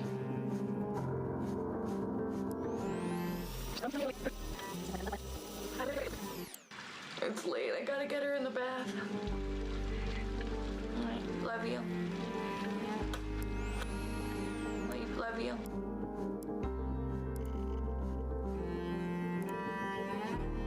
I've only ever been in love once. It was with a girl I met when I was 18, but I was too young and naive to handle it properly. I guess I still carry a torch for it, which makes me an incurable romantic or underdeveloped emotionally. I'm a loyal friend.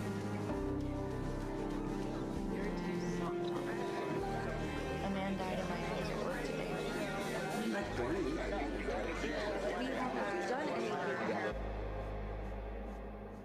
Oh, is Todd Howard starring in this one? Oh, Sam, I got some questions for you about what we've just seen. I mean, talk to me about the mechanics. I mean, I saw, the subtitles up, highlighting, and it was loading more video footage. What's going on? So what we do in Telling Lies is we take all of the exploration you would have in a normal video game. So all that walking around in a 3D world. Yeah. And we apply that directly to the story, to the footage itself. So you're going to be scrubbing around in these clips, paying close attention. Yeah, same Tron. I liked subtext, I liked messing around with like places. SimCity and with stuff. That information, you're going to use that to find more clips, dig into those, and over time, And the build up Sims, this picture actually. of the story. And it's truly like an open world video game. Well, I mean, a lot of times with open world video games, they talk about, the square kilometerage or miles in America. What's the sort of scope that we're talking about? Like, how many hours of footage is there?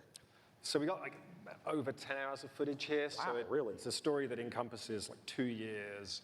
What I wanted to do with this one was, like I say, really embrace this idea of it being an open world game. You're free to explore and follow your curiosity. Just lose yourself in this story, all the characters. It's this huge, messy, colorful story that we're trying to tell. Well, I'm curious, Logan, as a performer in this kind of game, what is it like to actually try to have all the layers in there for each performance, also not knowing when a player is going to be seeing the specific footage you're performing?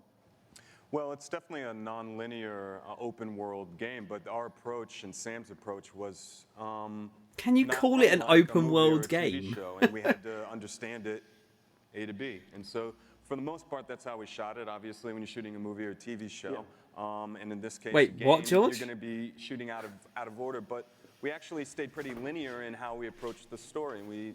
We went after it like all the other times we're actors. We just went after intention and what do we want, and we tried to make it as deep.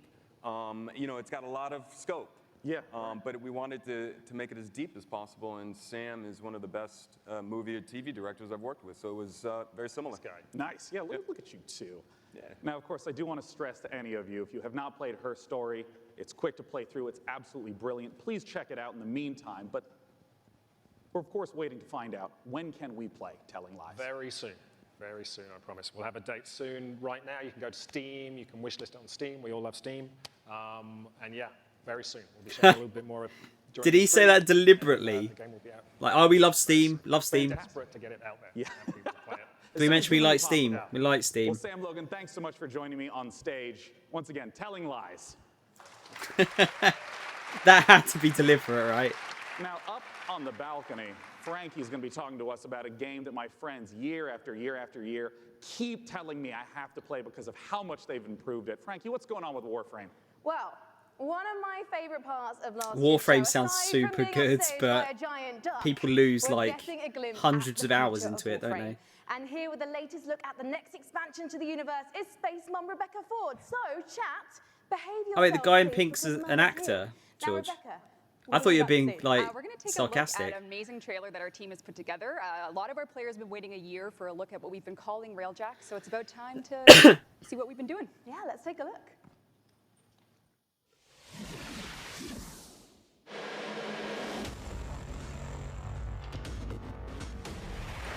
It's amazing how far they've brought this game. 'Cause it was pretty bare bones at launch, I think, wasn't it?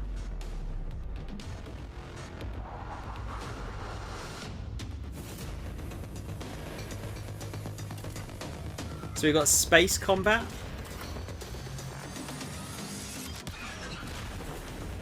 Or is it ship combat?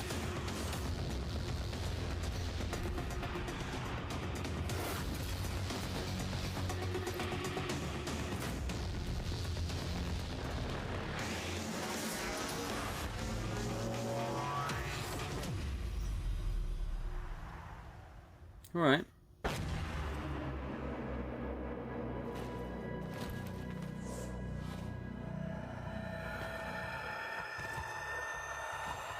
The only thing about Warframe is I really don't like the look of the frames. I feel like most of them kind of just look like they almost look like Bay Formers to me. To know that the fans have finally seen it, and you're clearly going all in on the epic space combat. Oh, okay, George. Yeah, I didn't know that. Players going to be able to experience. I wasn't shaking before we started talking, and now I am because it's real. Because Empyrean is what we're calling codename Railjack. It's basically taking the space. Camera, it's yeah, there's been some interesting bits, dude. Definitely been some interesting bits. A lot of good indie stuff. Unlike some of the other conferences, they've actually shown some gameplay footage. And when are fans going to get to see more? Well, TennoCon is in London, Ontario. It's July 6th, and you can come watch it online on Twitch. We're going to be showing a lot more in our keynote for what Empyrean is going to be. Well, today I'm getting a feel for the suit. So what's the deal with that sweet-looking Necros Prime? How do I get my Tenno arms into it? I cannot say that on live television. Yeah, Tron, Daggerfall's still one of the biggest games ever made, isn't it? Your Warframe account to your Twitch account. If you watch 30 minutes of our Tenno live show, you can get it, but hopefully you stay for the whole I think the hour. map is like as big as the UK well, or something, I think they said. Rebecca, and good luck with TennoCon on July 6th. Thank you. Or England. Okay, now we've seen some amazing stuff today, but nothing quite so gloriously strange as our next game. Developed by Brooklyn-based studio Feral Cat Den. Bethesda It's was an like the first existential half was space kind of jazz gash, and then odyssey the set later during half the was Big good. Bang. Yeah, it's actually blown my mind learning about this one. Buckle up, everyone. I'm good, because George. How are we're you, about to dude? get bonkers with Genesis Noir. Genesis Noir.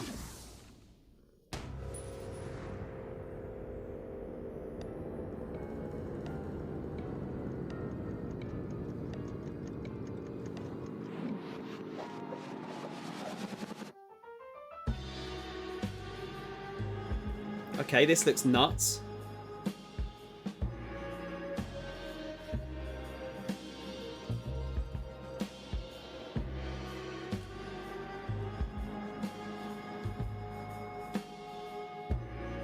The thing about this kind of stuff is like it looks cool, looks interesting. What? How the fuck does it play? What is it about?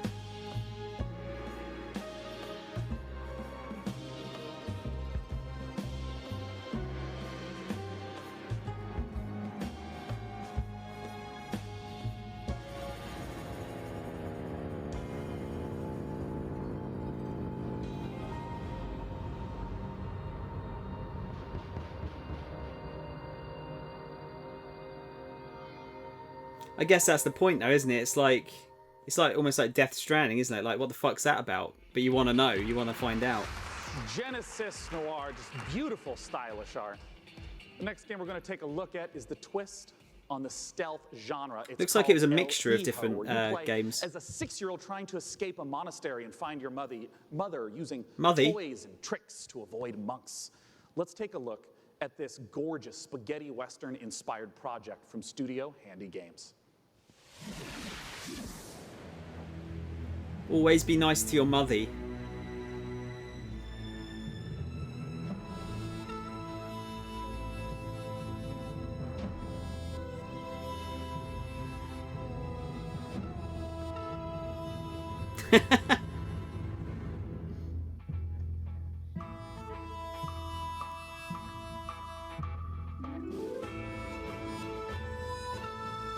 This looks pretty.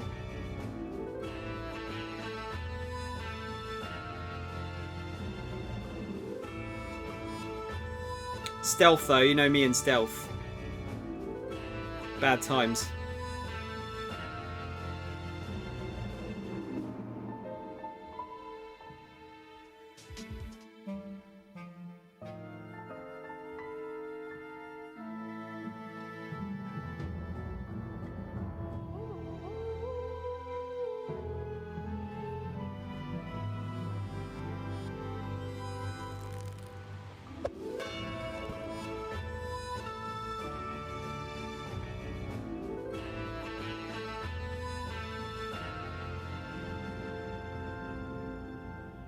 I think it's cool, Tron. It shows off like loads of little games that I wouldn't have known about otherwise. I probably wouldn't have heard of this if I wasn't watching this. Because so many games get lost on PC. El Hijo, once again, is the title of the trailer. That looks cool. Saw. For our final guest tonight, please join me in welcoming from Larian Studios CEO Baldur's Gate. Vinke, and from Dungeons & Dragons at Wizards of the Coast, the creative director of Dungeons & Dragons, Mike Merles, to talk about Baldur's Gate 3. Yeah! Now, this was only just recently announced. How did this partnership come about?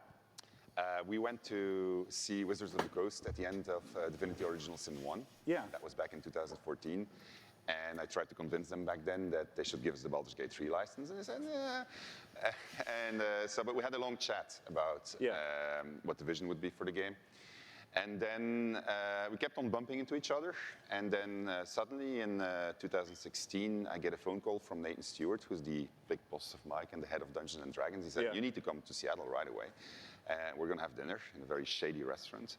And he had this big stack of paper with him. And on it was Baldur's Gate 3. And in it was pretty much everything that we talked about. And he says, I'm going to present this to my board. Do you still want to do it? Yeah, of course I still want to do it. And then a couple of weeks later, we started negotiating. And here we are.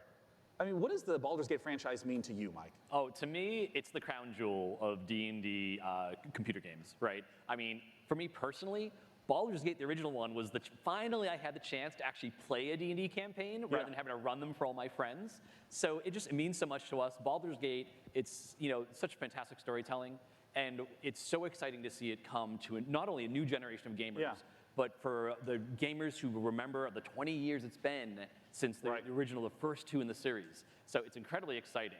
And for us, it's such an important part of the D&D mythos as a whole. And we got a chance to see the trailer. Talk to me about some of the story elements, the world elements. What are things we're going to see in Baldur's Gate 3?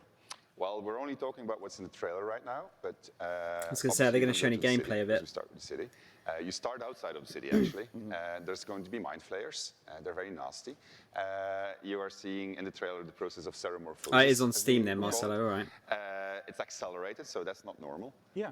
And you're going to see a lot of iconic creatures, iconic characters, iconic places, and that's as far as we go. I'm curious about some of the gameplay elements, because obviously, there's just been a big resurgence of Dungeons and Dragons, tons of broadcasts on Twitch. I mean, how do you translate some of the insane things that players want to do into, what has to be a structured computer game? So we started with the player handbook, which is basically the basic rule set of Dungeons & Dragons. Which player handbook? Which edition? 5th edition. 5th edition. Great. Yeah. And so we ported as much as we could to the video game. We looked at what worked really well. We looked at the things that didn't work that well, because it is a video game, and this was made for tabletop gaming. And so we started modifying those things, and then we had to add things on top of it, because if you play tabletop, you have a game master, and you say, well, I want to do this. Yeah. And then the I game want to start a fight with a pigeon, and he's like, okay, roll for dexterity. Sure. Exactly, that's it. So we had to add systems to make that possible within the game. But we've gone very, very far. Yeah, I mean, can you give an example of like a crazy moment that a player might do that you could actually play out? I'll get to that in a minute, Sean. Well, I could, let's say that we get into a fight because you ask a nasty question, I don't want to answer it. And I take the chair over there, I put it on fire, smash it on your head. Well, just as an example. It's just an example, this is fine, we're just talking, These are things that we have to put systems into the game for to do it, which are not necessarily going to be described inside of the book. Interesting. And I mean, like, Mike, in terms of your role, speaking to Larian Studios, you have tons of data of all the sorts of things that I'm players sorry, do. What's Skyrim is not better than Witcher 3. Provide in assistance. Well, really, what Wait, it comes Dragon down Age to is 2's on there? story support. We think of Dungeons and Dragons, the universe of D&D. It's like a toy box for dungeon masters and players to go into and build their own stories. So working with Larry and working with Sven, a lot of it was just opening up that toy box and sharing it. And giving that kind of guidance. Like I remember one of our first meetings, we just laid out a map of Baldur's Gate and the Sword Coast and asking a lot of questions like, what kind of story do you want to tell? Where do we want to go? What are the cool locations we've always wanted to put into a game like this? And then in terms of the system support, what does it mean in terms of the story for each character? For each character race, each character class, so that if you have your favorite class and it's in the game, you really feel like you're taking on that role that you love so much from the tabletop. It's really coming to life in an authentic way in Baldur's Gate 3. And we're going to talk in a moment about Baldur's Gate 3 release dates and whatnot, but we have a second game that we want to talk about on a new technology known as pencil and paper. I understand that there is a tabletop prequel coming for Baldur's Gate. Exactly. So in Baldur's Gate, we think there's one saga. Gotta all advertise. coming together to tell one grand story of this city. So on September 17th, we're releasing our next tabletop campaign, Baldur's Gate: Descent into Avernus, and it is the next chapter in the Baldur's Gate saga, and it's a prequel to Baldur's Gate 3. So if you haven't played a Baldur's Gate game since Baldur's Gate 1 or 2, this is your chance to check out on the history. It's been about 100 years since the events of Baldur's Gate 2. Yeah. So this will give you a chance to check in on the city, to see what's going on, its current state, who the movers and shakers are. We also feature a complete levels 1 to 13 campaign that takes you from the mean streets of Baldur's Gate to the depths of hell itself. And sort of pose to the players a question: do you want to redeem Baldur's Gate or send it to damnation? So we're putting that right in players' hands to make that choice. Well, I have to ask Sven, it's a question on a lot of people's minds. What can you talk to us about expected release timeframes? So people have been waiting for it for a long time. Yeah. They're going to have to wait a little bit more when it's ready. When it's ready. This is the game that we want to play, so we want to make sure it's really, really good. And then when that's the case, then when it's ready is fine, but that means quite a while. Waiting a long time, and I think I speak for a lot of people here when I say take your time. If the Divinity Original Sin games are any indication of the quality, it's going to be fantastic and worth the wait. Gentlemen, thanks so much for joining me on stage. Thank you very much. Thank you. Ben and Mike talking about Baldur's Gate 3. Divinity 1 and 2 came out fairly close, one after the other, though, didn't they? It's because the PC gaming show has officially concluded. Let's bring up on the stage the fantastic Frankie Ward. Come here, Frankie. Hello. Well, thank you so much, Sean. Hasn't this audience been absolutely fantastic today? Guys, thank you so much for coming out to the 5th annual PC Gaming Show. We want to give an enormous thanks to all of you who tuned in live. We want to, of course, thank all of you who personally showed up this morning, and of course the sponsors who helped make this possible. Epic Game Store, iWin, Frontier, Funcom, Paradox, Interactive, Hovercast, Perfect World, Rebellion, Tripwire, and Samsung. As you know, PC Gaming is a platform. It's not a publisher or developer, so these sponsors are essential for letting us put on this show every year. Thank you so much. And I gotta ask Frank, any titles you're excited about? Well, I do love a baby elephant, so definitely Planet Zoo, and slightly more awkwardly then I also want to eat things, maybe elephants included, so man-eater, of course. I'm personally looking forward to Songs of Conquest, and as you heard, there's games coming out all across 2019 and into 2020. We hope you all have a fantastic E3. It officially begins tomorrow. I don't know why you hate. Why do you hate her so much? Again, Drop Frames. Good to see you 2 years in a row. We hope you all have a fantastic time at E3 and go play some games and make some friends. See you next year. Bye. Thank you so much. Goodbye. All right. Yeah, pretty good. I mean, the PC gaming conference is a bit it's not a conference, is it? That's the thing. It's like it says, it's a show. Thinks you can't get a last Well, it feels kind of weird, doesn't it? Because it's it's much more low key. It's not like there's not as much like hype involved with it, is there? But at the same time, it showed a load of good stuff there, I think.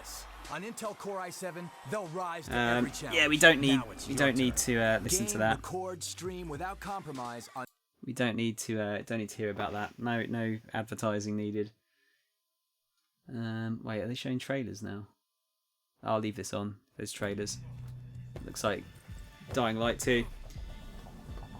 So yeah, Tron, you said point is PC platform is open domain. Nobody owns it, so there's nothing to invest. That's the main reason for the conferences, to attract investors. I don't agree with that necessarily more. Like Marcelo said that as well. But I think since they made E3 more public a couple of years back, I think it's a bit of both. Plus, as you saw there, they had sponsors, so clearly there is like money involved with it still. And it's some people aren't going to look at all of the games at E3. I'm not going to look at every game at E3. So it's a good opportunity to show off a game that might get lost in a sea of games. Became the essence of our existence. Yet life must be more than just survival. Isn't this the trailer we saw yesterday? Tries to crush us and make us forget who we are, but I keep fighting. Yeah, it is. My name is Aiden, and I am infected.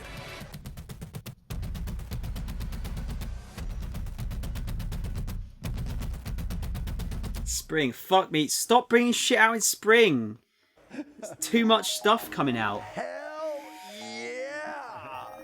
Hell no. I'll talk whenever the fuck I want. But yeah, no, I think the PC gaming show is pretty interesting, personally. I said there's a bunch of games in there that like I'm sure are good, but I don't really have any interest in. Most of those kind of like micromanagement sort of RTS type games are. It's not something that I would put any time into. I'm sure they're good, just not for me. But shit, I forgot the name of that game. What was that Contra type game, like Val Vanis or something? That looked sick. Was it Chris Tales, the JRPG one? That looked fun. And this is all stuff that like would get, I think it would just get lost in like E3 overall, because there's so many stands at E3, isn't there? Like, can't possibly see everything. I don't know what kind of score I can give for that one. So many oh god, let's not talk about stands. Oh, Keanu Reeves being a stand user was hilarious, by the way. I liked that. Yeah, what do you reckon? Do you reckon like 3 out of 5? I'd say. I've got to admit, like, this is just, I know it's kind of stupid, but I like a bit of hype.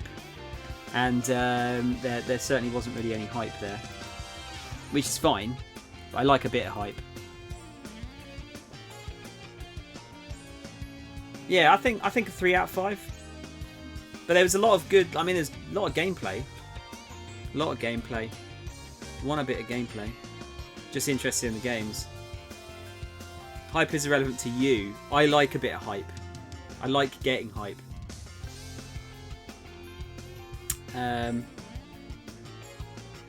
Well, like the Fantasy Star thing. Like, that was amazing to me. I was so... I mean, that's... To be fair, hype is very subjective, isn't it? Like, Reese, you were getting really hyped for that, like, micromanagement planet thing. So it's all dependent on what you like, really, isn't it? Yeah, subjective hype thing. Yeah, I suppose that to be more. Yeah, personal subjective hype is more the kind of thing that I'm getting at least. PSO is surprising, not hype. I'm hype about it. Surprise and hype can be separate things. And Chris tells before they betrayed me. Oh God. They didn't betray you. Yeah, I'd say 3 out of 5. I don't know about you guys. 3 out of 5 for me. Solid.